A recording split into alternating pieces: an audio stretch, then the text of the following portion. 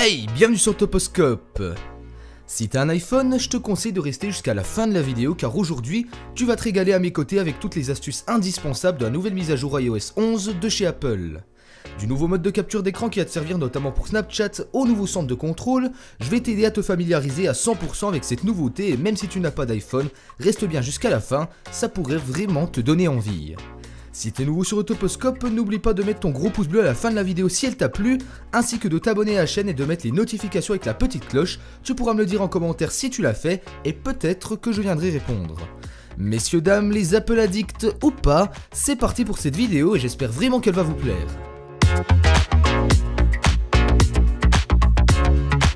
Numéro 1. Beaucoup de fonctions s'améliorent avec l'arrivée de iOS 11 et on avait surtout beaucoup d'attentes, faut l'avouer, et l'arrivée du texte sur Siri en faisait partie. En effet, désormais, il vous est possible de communiquer avec Siri grâce au clavier sans utiliser votre voix du tout si vous êtes dans l'impossibilité de parler dans un lieu public par exemple. Pour l'activer, tu te rends dans l'onglet Général, Accessibilité et ensuite tu descends afin de sélectionner Siri et d'ensuite cocher la case Écrire à Siri. Une fois que c'est fait, l'option textuelle sera activée dans l'assistant Siri et tu pourras parfaitement t'en servir à plein temps.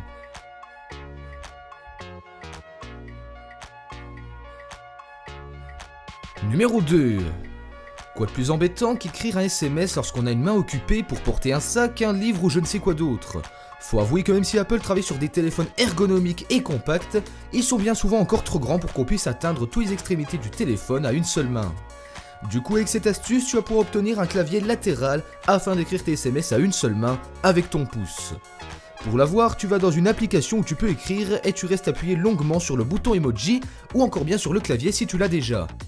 Quand c'est fait, tu auras 3 claviers qui vont apparaître et qui vont être proposés. Le central classique que tu as actuellement, celui pour gaucher à gauche et celui pour droitier à droite, c'est logique. Tu le sélectionnes tout simplement et pour revenir au clavier d'origine, tu as juste à cliquer sur la flèche qui est sur le côté opposé, c'est hyper simple. Numéro 3. Même dans les applications mineures de l'OS, elles font nouvelle peau et gagnent surtout des fonctionnalités plutôt sympas, et c'est le cas de l'application Notes où cette fois-ci, on va pouvoir ajouter des lignes pour écrire droit si l'on s'aide d'un stylet, sur iPad par exemple. Pour les activer, vous allez trouver l'application Notes dans les réglages puis cliquer sur ligne et gris pour choisir le modèle de votre choix, il y en a 5 ou 6 il me semble. La deuxième option, la nouvelle fonctionnalité également, ça va être de pouvoir scanner des documents sans imprimante et avoir les fichiers ou documents que tu vas scanner directement sur ton iPhone. Pour ce faire, tu te rends dans l'application Notes, tu cliques sur le logo plus et tu sélectionnes scanner les documents. Après, je pense que t'as pas besoin de moi, tu prends ton document en photo et il t'est même possible de le recadrer et de le retoucher avec des filtres qui, je te l'assure, font vraiment leurs effets. Numéro 4. Les screenshots, les captures d'écran, tu les appelles comme tu veux poto, mais en tout cas à moi, elles me servent chaque jour pour montrer des choses à des potes, que ça soit sur Messenger, sur Twitter ou plein d'autres choses. Par exemple, quand tu screens ton écran pour y montrer un truc précis, tu fais généralement une flèche, un cercle ou tu dessines quelque chose depuis Messenger avant d'envoyer le screen. Je le fais moi-même très souvent et c'est parfois long, c'est parfois chiant, alors cette fois-ci, Apple a pensé à nous en renvoyant son système de capture d'écran. Une fois screenée, l'image va se positionner quelques secondes en bas à gauche avant de disparaître, alors du coup tu cliques dessus et là encore une fois, plusieurs outils pour dessiner apparaissent mais pas que.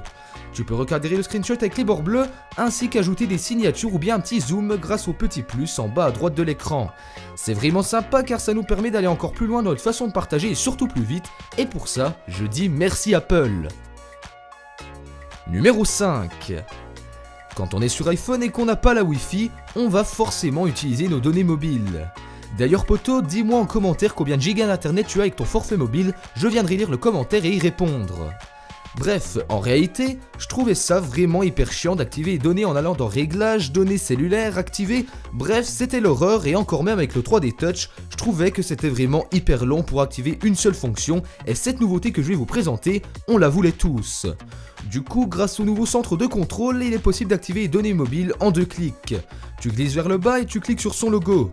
De plus, tu peux personnaliser le centre de contrôle afin d'y ajouter et d'y retirer tout ce que tu veux. Numéro 6.